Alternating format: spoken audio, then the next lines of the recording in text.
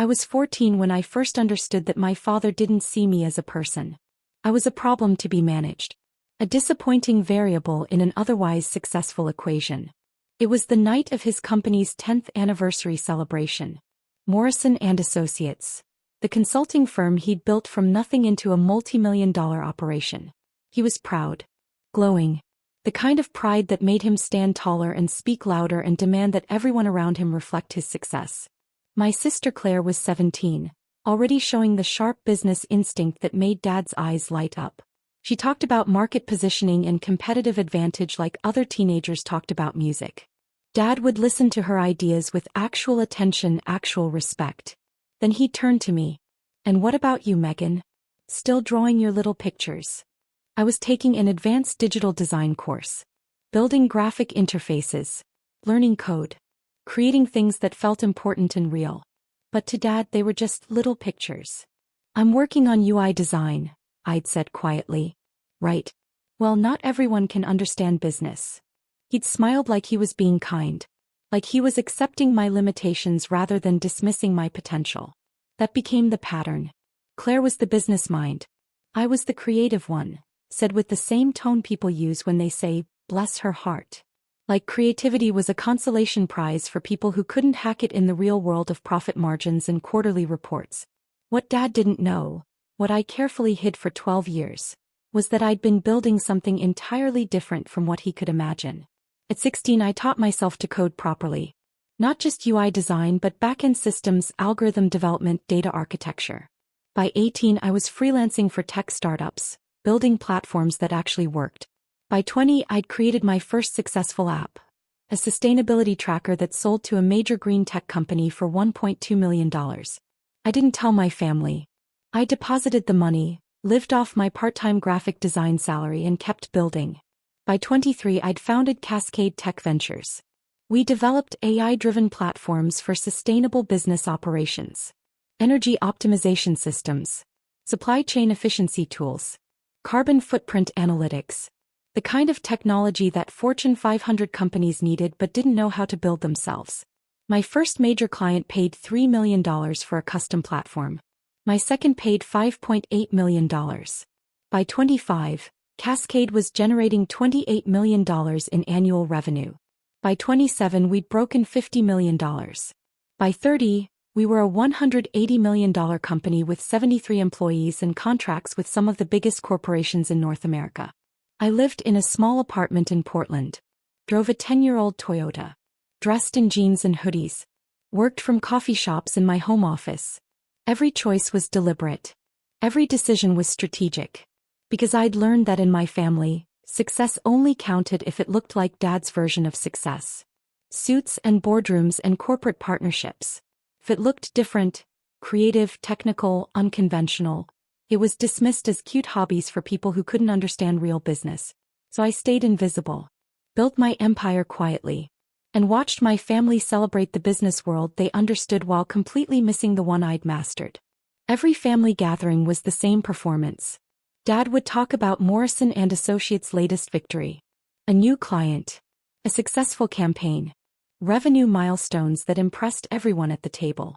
"We just signed TechCorp for a 3-year consulting contract," he'd announce. 7 figures annually. Mom would beam. "Your father's so brilliant." Claire would add details about the pitch strategy, the competitive analysis, the market positioning that won the contract. She'd made partner at 28, the youngest in the firm's history. Dad couldn't talk about her without his voice swelling with pride. Then they'd turn to me. The afterthought. The creative one. "And Megan, you're still doing graphic design?" UI/UX design and tech development, I'd correct gently. Right. For those little startup companies. Some of them, yes. "Must be nice not having the pressure of real corporate work," Mom would say, like she was being supportive. Like my lack of stress was because my work didn't matter, not because I'd built systems that ran smoothly without constant crisis management. Dad would nod knowingly.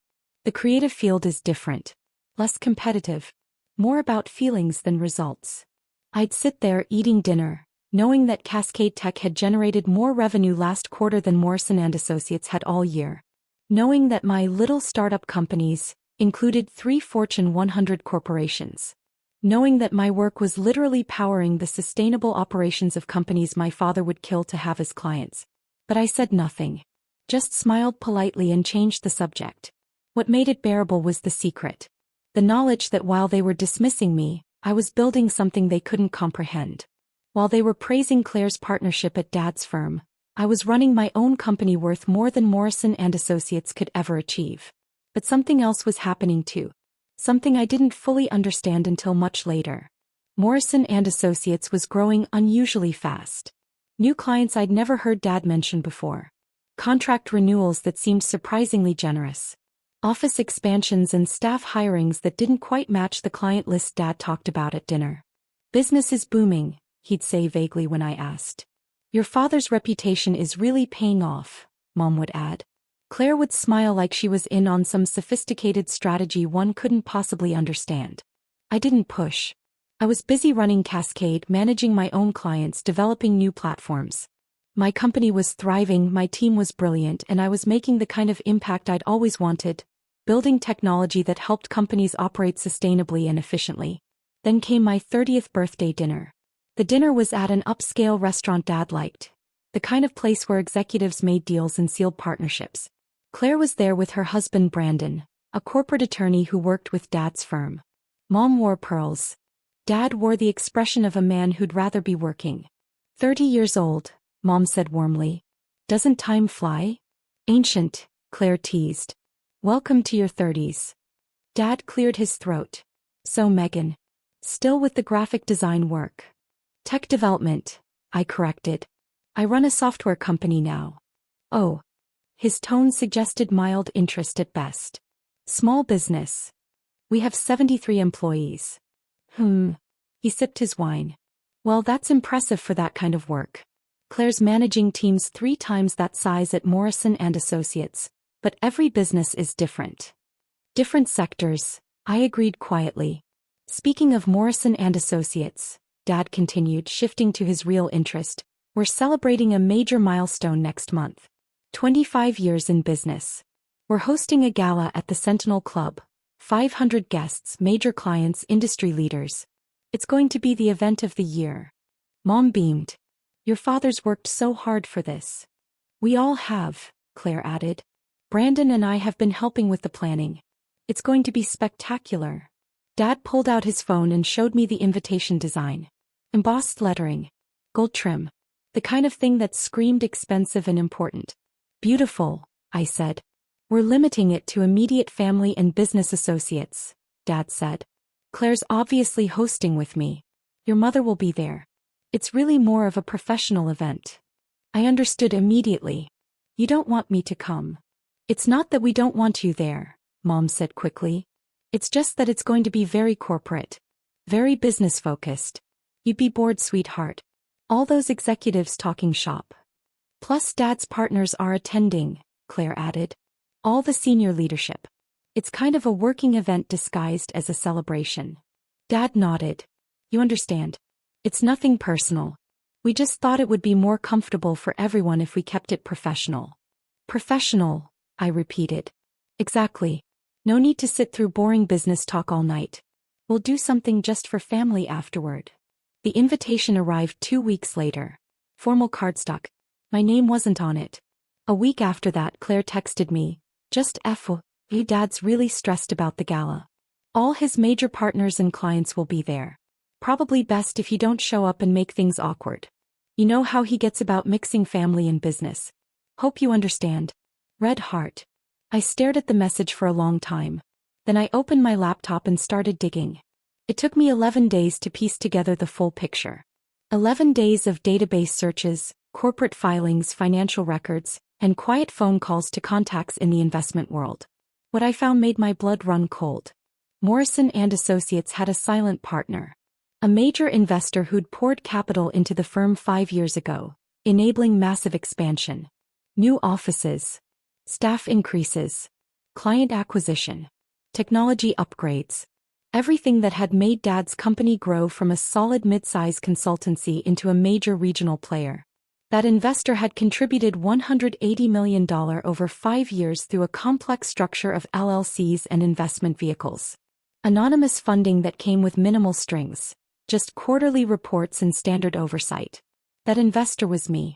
Not directly, not knowingly, but through a chain I hadn't fully understood until now. 3 years ago, I'd invested heavily in a venture capital firm called Summit Growth Partners. They specialized in sustainable business development and had an impressive track record. I'd committed $200 million as an anchor investor, trusting their judgment on where to deploy capital. Summit had invested in dozens of companies, including Morrison & Associates. They'd seen a consulting firm with good bones and solid reputation. They'd pumped in capital to help it scale. They'd structured the deal to keep the investor identity anonymous, standard practice for major VC investments. My father had been taking my money for 5 years while dismissing me as someone who didn't understand real business. But it got worse. I pulled the detailed reports Summit sent me quarterly. Morrison & Associates' growth looked impressive on paper, but when I examined the underlying metrics, I saw problems. Client retention was poor. New business came primarily from companies that Summit had introduced, companies that were doing business with Morrison & Associates as a favor to Summit, not because the consulting work was exceptional. The firm was overextended, overstaffed, overleveraged. Without my investment, Morrison & Associates would have faced serious cash flow problems 2 years ago. My money had kept Dad's company alive, had funded his expansion, had enabled his success, while he'd spent 5 years explaining to me why I didn't understand corporate business. I sat in my apartment surrounded by financial documents, trying to process the magnitude of the irony. Then I opened my email and found the formal invitation to the gala. Not addressed to me, forwarded by Claire with a note. Look what arrived. So exciting. Sorry you'll miss it, but like we said, it's really just a business thing. I stared at that email for a long time. Then I called my CFO. Michael Chin had been my CFO for 4 years.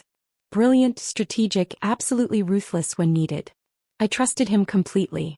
I need you to examine our Summit Growth Partners relationship, I told him. Specifically, their investment in a company called Morrison & Associates. Your father's company, he said immediately. Michael knew my family history. We talked about it during one of our quarterly strategy sessions. Yes. What am I looking for? Performance metrics. Return on investment. Whether continued funding makes strategic sense. Silence. Then, Megan, if you're thinking about pulling funding, that's going to be nuclear. I'm thinking about making a business decision based on performance data. That's not what this is. Isn't it? He sighed. Give me 72 hours. 3 days later, we met at Cascade's main office. Michael had prepared a comprehensive analysis. 23 pages of financial data, performance metrics, and strategic assessment. Morrison & Associates is underperforming, he said bluntly. Compared to Summit's other portfolio companies, it's in the bottom quartile for ROI. Client retention is 23% below industry standards. Revenue growth is artificially inflated by companies Summit has introduced rather than organic business development. So pulling funding would be justified. Financially? Absolutely. This is a weak investment. We could redeploy that $180 million to ventures with actual growth potential. He paused. But Megan, this will destroy your father's company. Without our capital, Morrison & Associates will face immediate cash flow crisis. They're over-leveraged and underperforming. They'll have to downsize massively or declare bankruptcy. I understand. Do you? Because this isn't just pulling an investment. This is ending your father's career. This is professional destruction. I looked at the data. At 5 years of my money propping up a company whose owner spent that same 5 years telling me I didn't understand business, whose owner was so embarrassed by my presence that he'd uninvited me from his celebration. When is the gala? Michael asked. June 8th. 3 weeks from now. And you're planning? I'm planning to make a phone call during the event. To inform Dad that his anonymous investor is withdrawing all funding. I want you to make that call. Jesus, Megan. Is that a problem? No. He smiled slightly. Actually, it's probably the most professionally justified piece of revenge I've ever seen. But you're sure? Once we do this, there's no going back. I'm sure. We spent the next 2 weeks preparing documentation. Withdrawal notices. Capital reallocation plans. Legal review to ensure everything was airtight. Michael coordinated with Summit Growth Partners. They weren't happy about pulling such a large investment on short notice, but the performance data supported the decision. I also did something else. Something I'd avoided for 12 years. I updated my professional presence. Put Cascade Tech Ventures on LinkedIn with my name attached. Updated my company bio. Made sure my Forbes profile was current. Let the world see that the graphic designer doing little startup work was actually the CEO of a $180 million tech company. Then I bought a dress. Not just any dress. A designer piece that cost more than my monthly rent. I bought shoes that could have paid my car insurance for a year. I bought jewelry that was elegant, expensive, and impossible to dismiss as creative or quirky. When I looked in the mirror, I saw someone who belonged in boardrooms. Someone who commanded respect. Someone who had built real power. That's you, my assistant said, watching me get ready for a test run. That's who you actually are. It's who I've always been, I corrected. They just never bothered to look. The Sentinel Club was everything I expected. Marble floors. Crystal chandeliers. Waiters in white gloves carrying champagne on silver trays. 500 guests in black tie, celebrating 25 years of Morrison and Associates. I arrived exactly on time. Walked through the front doors like I belonged there. Because I did belong there. I was the company's primary investor, even if no one knew it yet. The security guard at the door checked the guest list. Name. Megan Morrison. He scrolled. Frowned. I don't see you on the list, ma'am. I'm Robert Morrison's daughter. I understand, but without being on the list I can't. Call him, I said pleasantly. Tell him his daughter is here. He looked uncomfortable but made the call. Spoke quietly into his radio. A moment later Claire appeared, looking flustered and furious. Megan, what are you doing here? Attending Dad's celebration. We talked about this. This is a professional event. You're not on the guest list. Then add me. It's not that simple. Dad's partners are here. His major clients. This is important for his reputation. Having you here looking like that. She gestured at my designer dress, my expensive jewelry. Looking like what? Like you're trying to prove something. It's embarrassing. A man in an expensive suit approached. Distinguished, silver-haired, radiating authority. Is there a problem? No problem, Mr. Whitmore, Claire said quickly. Just a small family matter. Richard Whitmore, chairman of Summit Growth Partners, my VC firm. The man who'd personally managed the Morrison and Associates investment. He looked at me carefully. Then his eyes widened slightly.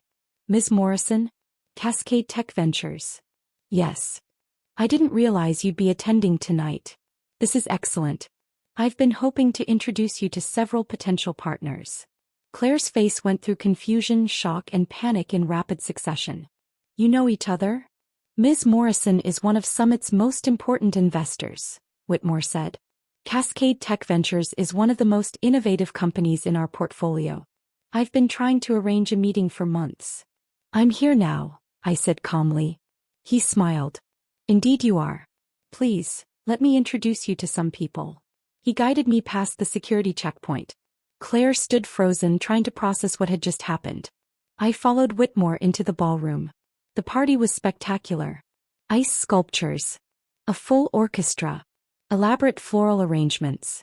500 people celebrating my father's business success. Success built on my money. Dad saw me within 5 minutes. His expression cycled through surprise, confusion, and displeasure. He excused himself from a conversation and headed toward me with purpose. Megan. I thought we agreed you weren't coming. You decided I wasn't coming. I didn't agree. This is a professional event. You're going to feel out of place. I doubt that. Whitmore reappeared with 2 people. Robert, I wanted to introduce your daughter to some colleagues. Thomas Brennan from TechCorp, and Jennifer Park from Sustainable Solutions Incorporated. Dad's face went carefully neutral. Megan does graphic design work. Small projects. Actually, Thomas said, extending his hand, we use Cascade's energy optimization platform at TechCorp. It saved us $12 million in operational costs this year. Your daughter's company is extraordinary. Dad's mouth opened. Closed. No sound came out. Jennifer smiled warmly. And we're implementing Cascade's supply chain analytics at Sustainable Solutions. The AI integration is brilliant. You must be so proud. Yes, of course. Dad looked at me like I'd grown a second head. The speeches started at 8. Dad took the stage looking confident, practiced, successful. This was his moment. 25 years of building Morrison and Associates. His legacy. Thank you all for being here tonight, he began. 25 years ago I had a vision.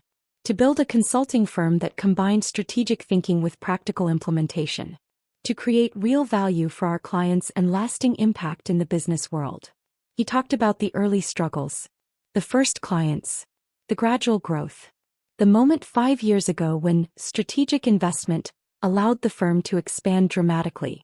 That investment changed everything, Dad said. It allowed us to scale. To bring in top talent. To compete with the major players. To become the firm we are today. He didn't mention where that investment came from. Probably didn't know. I'm proud of what we've built, he continued. Proud of our team, our clients, our impact. And I'm especially proud to share this success with my daughter Claire, who's been instrumental in our growth as a partner. Claire stood and waved. The crowd applauded. Dad beamed. No mention of me. Not even a vague acknowledgement that he had another daughter. Then his phone rang. In the middle of his speech his phone, which should have been on silent, rang loudly from his jacket pocket. He looked annoyed, reached for it to silence it. But Whitmore was already standing.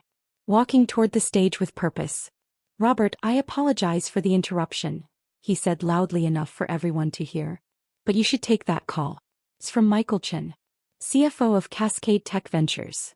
The ballroom went quiet. 500 people staring. Dad pulled out his phone, confused. I don't know who.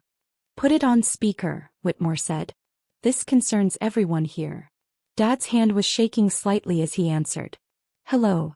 Michael's voice came through crystal clear.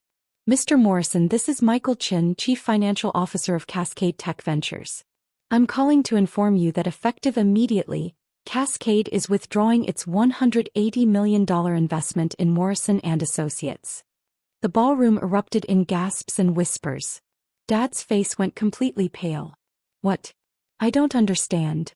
For the past 5 years, Cascade Tech Ventures has been the primary investor in your firm through Summit Growth Partners. Michael continued professionally. Our quarterly performance reviews indicate that Morrison and Associates is underperforming compared to other portfolio companies. Client retention is 23% below industry standards. Revenue growth is dependent on introduced business rather than organic development. This investment is no longer strategically sound. Who authorized this? Dad stammered. Megan Morrison, CEO of Cascade Tech Ventures. She's your largest investor. And your daughter. Every head in the ballroom turned to me. 500 pairs of eyes. 500 expressions of shock. I stood up slowly. Walked toward the stage. The silence was absolute. The orchestra had stopped playing. Waiters froze mid-service. 500 people watching as I approached my father on stage. Hello, Dad, I said quietly. He stared at me like I was speaking a foreign language. You're the investor? For 5 years. Summit Growth Partners is my VC firm. I committed $200 million as an anchor investor. They deployed $180 million of that to Morrison and Associates based on your initial performance metrics and growth potential. Claire was standing now too, her face bright red. That's impossible. You do graphic design. I run a tech company, I corrected. Cascade Tech Ventures. We develop AI-driven platforms for sustainable business operations. We generated $180 million in revenue last year. We have 73 employees and contracts with Fortune 500 companies, including several of Dad's clients. I turned back to Dad. For 5 years, you've been building your success on my capital. For 5 years I've been funding your expansion, your staff increases, your office upgrades. While you spent those same 5 years explaining to me why I didn't understand real business. I didn't know. You didn't ask, I interrupted. You never asked what I was building. You never asked about my company or my work or my success. You just assumed I was doing little creative projects because that fit your narrative better. Whitmore stepped forward. For context, Everyone should understand that Morrison & Associates has been significantly underperforming for the past 18 months. Without Cascade's continued capital infusion, the firm would have faced serious cash flow problems. This withdrawal will likely result in immediate downsizing or bankruptcy. Dad grabbed the podium like it was the only thing keeping him upright. Megan, please. We can discuss this. There must be some misunderstanding. There's no misunderstanding, I said calmly. I made a business decision based on performance data. Morrison & Associates is a poor investment. My CFO presented the analysis. The numbers don't lie. But I'm your father. You're also a CEO who underperformed and overleveraged his company. You're also the person who uninvited me from this celebration because I was too embarrassing for your professional image. You're also someone who spent 12 years dismissing my work while living off my money. The room was completely silent except for someone's sharp intake of breath. Claire found her voice. You're doing this because you're jealous. Because Dad didn't invite you. I'm doing this because it's the right business decision, I corrected. The fact that it also addresses 12 years of dismissal and condescension is just a bonus. I pulled out my phone and opened my email. Michael, can you send the full performance analysis to everyone on the Morrison & Associates board distribution list? Sending now. Michael's voice came through Dad's phone, still on speaker. 500 phones buzzed simultaneously. People started opening emails, reading the analysis. I heard whispers. Gasps. Someone said, "Oh my God," loud enough to carry. Thomas Brennan from TechCorp stood up. Robert, according to this analysis, you told us that Morrison & Associates independently secured our consulting contract. But it was actually introduced by Summit Growth Partners as part of the investment deal. Dad's face was gray. We did good work for you. That's not the point. The point is you misrepresented how you won our business. That's a significant ethical issue. Jennifer Park added, and according to this, 60% of Morrison & Associates' current client base came through Summit introductions, not organic business development. That's not the growth story you've been telling. Other voices joined in. Clients questioning. Partners looking confused and betrayed. The celebration dissolving into chaos. I stood in the center of it all, watching my father's professional reputation collapse in real time. Whitmore raised his hand for silence. I want to be clear about something. Summit Growth Partners conducted thorough due diligence before investing in Morrison & Associates. The firm had solid fundamentals. But over 5 years, management failed to convert capital investment into sustainable growth. They relied too heavily on introduced business. They overexpanded without building the organic client base to support it. These failures are why Cascade is withdrawing funding. He turned to me. Ms. Morrison, would you like to add anything? I looked at my father. At Claire. At 500 people who'd come to celebrate a success story that was built on my invisible support. I started Cascade when I was 20, I said. Built it from nothing. No investment from family. No connections through Dad's business network. Just work. Just building something that created real value. For 12 years I've listened to my family explain why my work didn't matter. Why I didn't understand business. Why I was just doing creative hobbies for people who couldn't hack corporate life. I pulled up my Forbes profile on my phone. Projected it on the screen behind the stage using the presentation system. Megan Morrison CEO, Cascade Tech Ventures 2024 Forbes 30 Under 30 Estimated Company Value. $180 million. This is who I actually am, I said. This is what I built while you weren't paying attention. And Dad, you've been so focused on Claire's achievements at your firm that you never noticed your other daughter built something bigger than Morrison & Associates could ever become. Claire was crying. Angry tears. You're destroying Dad's company out of spite. I'm making a business decision based on financial performance, I said calmly. If that happens to reveal some uncomfortable truths about our family dynamic, that's a secondary effect. Dad finally found words. Megan, sweetheart, we can fix this. We can talk. Just don't pull the funding. Please. The company will collapse. People will lose their jobs. My reputation. Your reputation was built on my money, I said quietly. And yes, pulling funding will have consequences. That's what happens when you build on unstable foundations. I turned to address the full room. For anyone from Morrison & Associates who's interested in opportunities, Cascade Tech Ventures is hiring. We're expanding our development team, our analytics division, and our sustainability consulting practice. We value actual innovation over performative business theater. If you want to work somewhere that creates real value, contact our HR department. Half the room pulled out their phones to take notes. I looked back at Dad.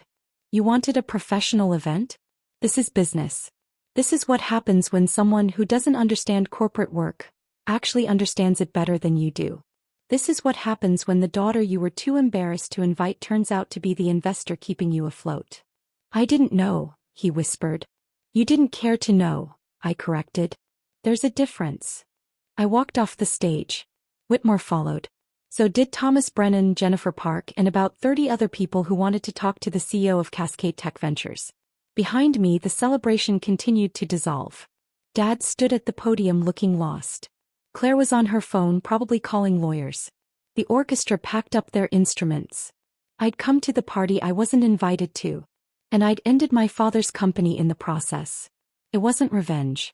It was just truth. The kind of truth that destroys things built on lies. I didn't stay for the rest of the party. There wasn't much party left to stay for. Within an hour, most guests had left. The celebration of Morrison & Associates' 25 years had turned into a wake for its imminent collapse. I went back to my hotel room. Changed into comfortable clothes.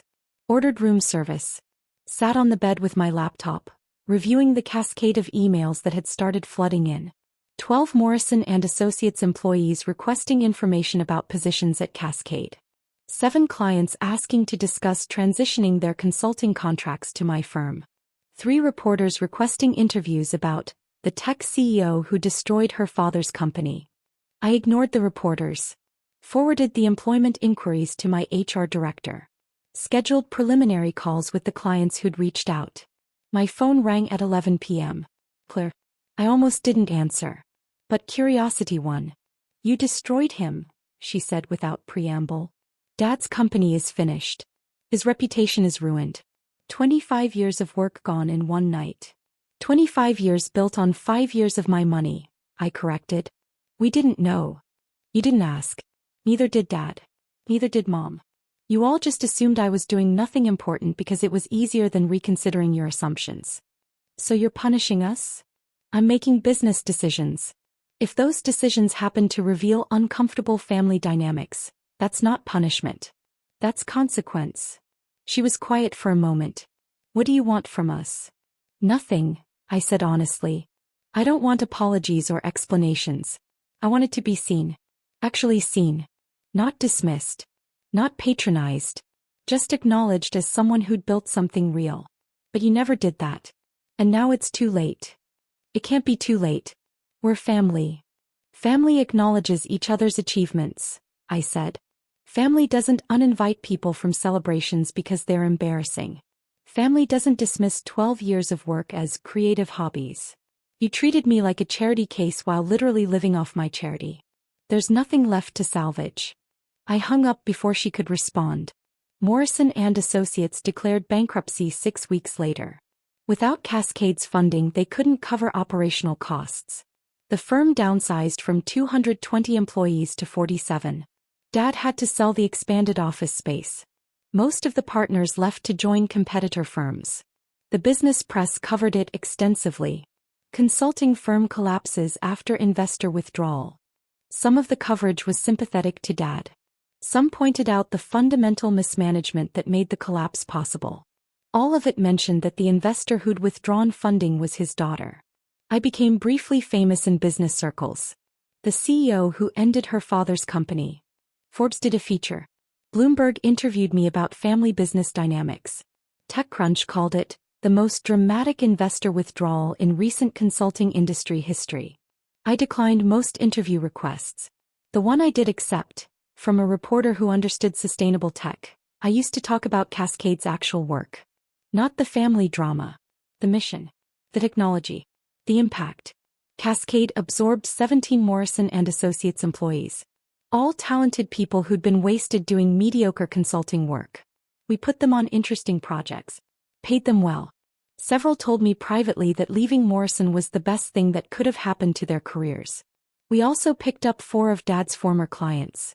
They appreciated that we actually understood technology instead of just consulting about it. Our revenue increased by $23 million in the quarter following the withdrawal. 3 months after the gala, Dad called me. I stared at his name on my phone for a long time before answering. Megan. His voice sounded older. Tired. Can we talk? We're talking now. In person. Coffee.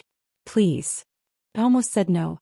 But something in his voice, something defeated and genuine, made me agree. We met at a small cafe in Portland, far from the corporate world where he'd built his reputation. He looked different. Older. The confidence had drained out of him, leaving behind just a tired man in his late 50s. Thank you for meeting me, he said quietly. I nodded. I've spent 3 months trying to understand how I missed it, he continued. How I spent 12 years completely blind to what you'd built. I've read everything I could find about Cascade. About your work. About the technology you're developing. And it's extraordinary. What you've created. The impact you're having. The way you've combined sustainability with business innovation. It's more impressive than anything I've done in 25 years. Yes, I agreed. It is. He winced but nodded. I owe you an apology. Several apologies. For dismissing your work. For being embarrassed by you. For uninviting you from the gala. For spending years making you feel invisible while living off your investment. You didn't know about the investment. I should have known about your work. That's the real failure. I was so focused on what success looked like in my world that I couldn't see success in yours. We sat in silence for a moment. Can I ask why you hid it? He said finally. Why you let us think you were just doing small projects? I thought about that. Because I knew that once you saw the money, you'd either try to claim credit or find ways to diminish it. You'd make it about how I'd learned business principles from you, or how Claire's partnership at your firm was still more impressive because it was traditional corporate work. I wanted to build something that mattered on my own terms, without your validation or judgment. I would have been proud. Would you? Or would you have found ways to explain why it wasn't as impressive as Claire's achievements? He opened his mouth. Closed it. I don't know. Maybe both. That's honest at least. Morrison and Associates is gone, he said. Completely gone. I'm doing freelance consulting now. Small projects. Nothing like what I built. I know. I'm not asking for your help. I'm not asking you to reinvest or save the company or anything like that. I just wanted you to know that I understand what I lost. Not just the business, but the relationship with my daughter. The chance to actually know who you are. I sipped my coffee. What do you want, Dad? I want to try again. Not to fix what's broken. I don't think that's possible. But to build something new. To actually know you. To understand your work and support it genuinely, not just when it's convenient or impressive. That's a big ask. I know. And I'll understand if you say no. But I'm asking anyway. I looked at him. Really looked at him. Saw the man who'd dismissed me for 12 years. Also saw the man who was genuinely trying to understand what he'd done wrong. One coffee, I said finally. Once a month. We talk about my actual work. You listen without comparing it to Claire or to your version of success. You acknowledge what I've built without trying to claim credit. If you can do that, actually do that, not just perform doing it, then maybe we can build something. Okay, he said quickly. Yes. I can do that. We'll see. A year after the gala, Cascade Tech Ventures was worth $340 million. We'd expanded to 127 employees. We'd signed contracts with 9 Fortune 500 companies. I'd been featured on the cover of Fast Company and named to Forbes' Most Innovative CEOs list. But the achievement I was proudest of had nothing to do with money or recognition. We'd launched Cascade Academy, a training program that taught sustainable tech skills to people from non-traditional backgrounds. We recruited from community colleges, coding boot camps, environmental science programs. We gave people like the teenage me, creative, technical, unconventional, a path into tech careers that valued innovation over pedigree. Our first cohort of 30 students graduated with a 100% placement rate. Half of them joined Cascade. The others went to companies that were changing how business integrated with sustainability. My relationship with Dad remained complicated. We had coffee once a month, sometimes twice. He was actually trying, to understand my work and acknowledge my achievements without comparison or judgment. Sometimes he succeeded. Sometimes old habits slipped through. But the effort was genuine. Claire and I had spoken 3 times in the past year. Brief, careful conversations. She'd left consulting and was working in nonprofit management now.